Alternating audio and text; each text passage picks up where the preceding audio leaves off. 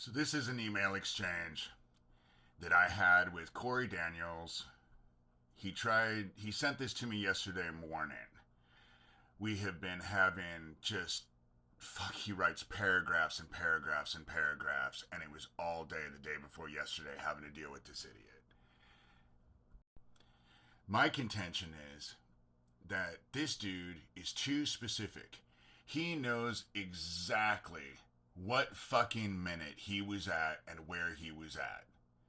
And I don't have a clue who he's employed with. I don't give a shit about him. All I know is that when you are involved, when he drove under that underpass, he didn't know Kappy. He didn't know Issac Kappy. And nobody supposedly knew that Issac Kappy was murdered, even though Defenga went on, moments later and said that Issac Kappy had committed suicide before anyone knew that he was dead. But this dude, 4 years later, can tell you minute by fucking minute what happened to his day.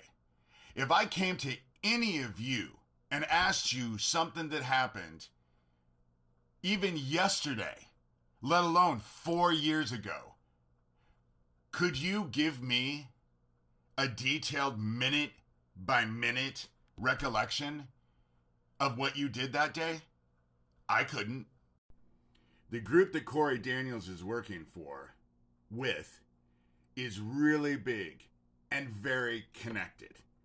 And it's part of this satanic Nazi pedophile group that both Issac and I were trying to expose. Isaac's now dead, but I'm still trying to expose it. And then this was another one of his videos, or not another, but an email right after the one he just wrote. And this is the kind of shit that I like bow ties. The funny part about it is that I've had to fight with Doug Mesner, a.k.a. Lucian Greaves, founder of the Satanic Temple, and his entire group. But this motherfucker has the same goddamn arguments as those fucking Satanists have that I've been trying to expose. The exact same arguments. Oh, and as far as being involved, I never had to kill anybody, but I was there. Under the age of 10. Wasn't my choice. What happened when I was 13 with me attacking my nephew was after I lit some dude on fire. My father and stepmother and sister Cindy and brother Steven were all there and made me light that guy on fire. And I had a psychotic break. But this dude will act like it was fucking yesterday. It's the same fucking argument that the Satanists, aka Lucian Greaves, I've had to fight. It's funny. It's kind of like when I get a protection order taken out on me on Kent, and the 15 or so videos that are listed have absolutely nothing to do with the petitioners, but only and solely dealt with Doug Mesner. Interesting how it works that way. And this is how I fucking responded to him yesterday morning. Because I wasn't fucking dealing with it another goddamn day. I'm not gonna sit and have to be right at my computer fucking typing emails back to him because this motherfucker is running around in circles. This is just one example of the emails. 29. And he leaves paragraph after paragraph after paragraph, just like I showed at the beginning of this. When there's a crime and the cops pull you in and they start asking you questions, and you give detail after detail after detail, complete with what fucking exact minute to the minute you drove under an underpass, there's a problem with that. The dude is too specific.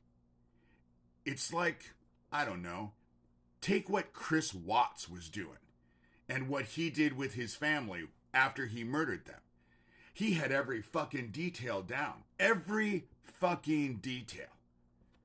And yet, what did he get convicted of? And where is he now? The only reason this dude isn't fucking in jail is because authorities, actual legal authorities have not questioned him at all. And he can say whatever the fuck he wants. But let me point out something. In my town, Shelby County, Iowa Sheriff Neil Gross, that motherfucker has investigated me hard because I'm trying to bust his fucking meth operation. If that dickhead could have found anything on me, he would have. And he would have used it by now. They all would have. They used to do videos where it would say, if you know anything about David Schurter, get a hold of us. And then it would have all their information. And yet, here we are, years later. Not a fucking thing. Because there's nothing to find. They will send me motherfuckers like the bitch that was working, that lives in Ohio, with Captain, where there's 1,000 kids. Oh, but wait a minute. According to my sheriff, there aren't 1,000 kids missing in Ohio. There's only 65 kids missing from Ohio, and only 16 of them are endangered. So, problem solved. And if anyone would know, it would be my sheriff. They are trying to shut me down, just like they did Issac. Just like they did Max Spears, just like they did Lori King, just like they did a myriad of people, so that they can come at your kids. I mean, why do you think that there's satanic after-school daycares propping up in every school around you? You know? Even though they just busted a satanic Nazi pedophile ring in November that was global. So, I don't even know if there's any hope to any of this. I really don't. I don't know if anyone's going to get involved. These people should be investigated. They should be stopped. That's how it is. And whether or not anyone is going to take a stand remains to be seen. Because so far, like I said, I'm not holding my breath because I would have died of asphyxiation a long time ago.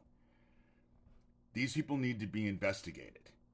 And this Phoenix Enigma, the fact that he can tell you, fuck, what did you eat for lunch, dude? When you went piss, what did the bathroom look like? What did all the people, if you stopped for gas, what did all the people look like in the gas station? Because I know you can give specifics.